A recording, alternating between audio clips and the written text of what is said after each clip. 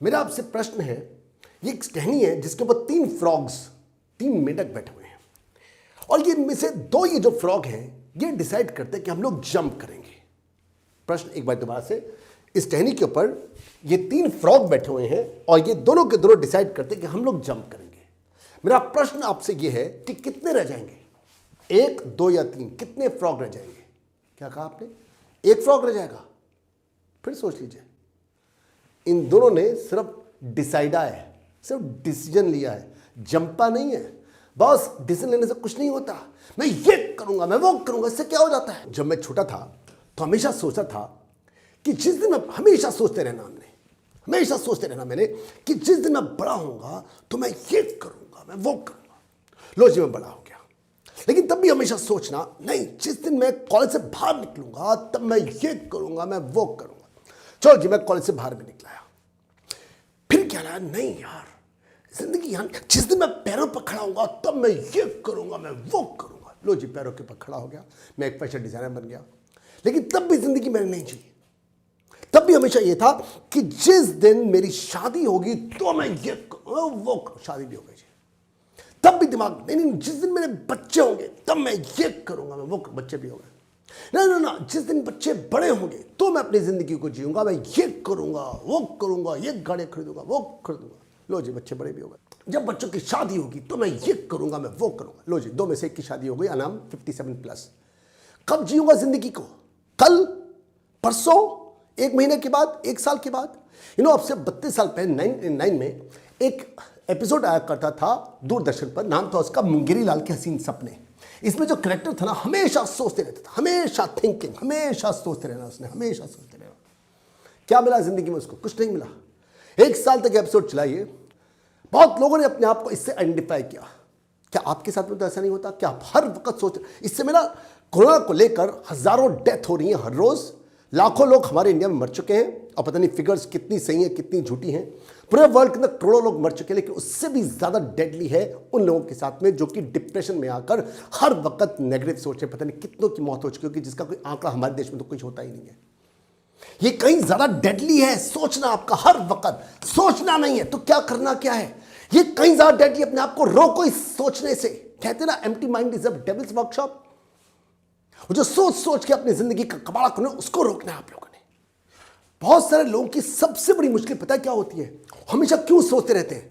क्योंकि वो हमेशा ये सोचते हैं कि मुझे परफेक्ट बनना है, मुझे सबसे अच्छे से अच्छा करना है ताकि मुझे कोई नुकसान ना हो, मुझे कोई फियर और फेलियर उनके दिमाग में रहता है। कहीं मैं नुकसान ना हो जाए, कहीं मैं फेल हो जाऊं, कहीं होने दो यार।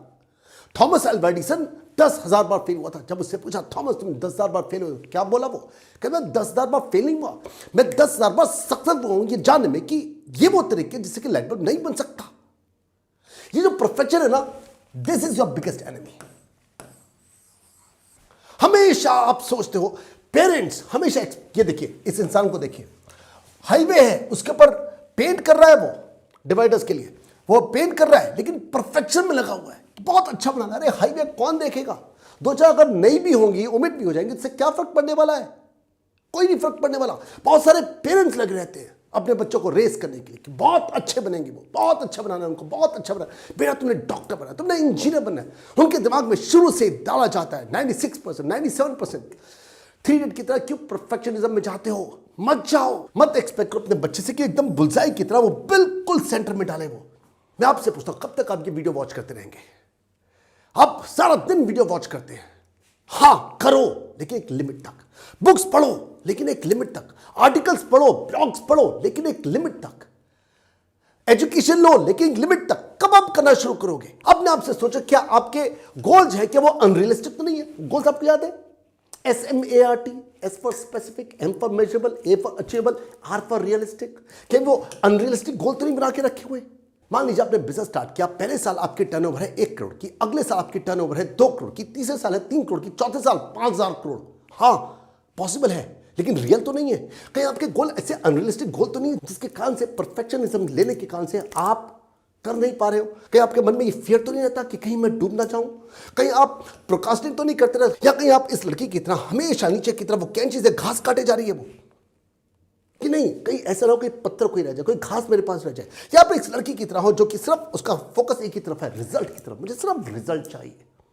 अपने आप से पूछा आपका क्या फोकस है, क्या आप डर तो नहीं रहे हो, क्या आप एकदम परफेक्शन की तरफ तो नहीं जा रहे हो, कहीं आपके गोल जो है वो अनरियलिस्टिक तो नहीं है। एक चाइनीज कहावत है कि अगर ट्री को प्लांट करना है तो उसके दो ही टाइम होते हैं, एक 20 साल पहले किया होता, अगर नहीं किया तो उसका दूसरा सही टाइम क्या है, उसका सही टाइम है राइट नाउ।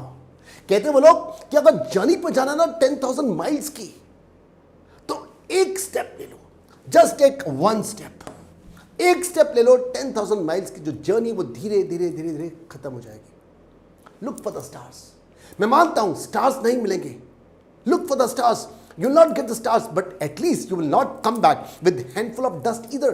कम से कम आपके हाथ में मिट्टी तो नहीं आएगी। स्टार्ट तो करो, just do it buddy, do it right now.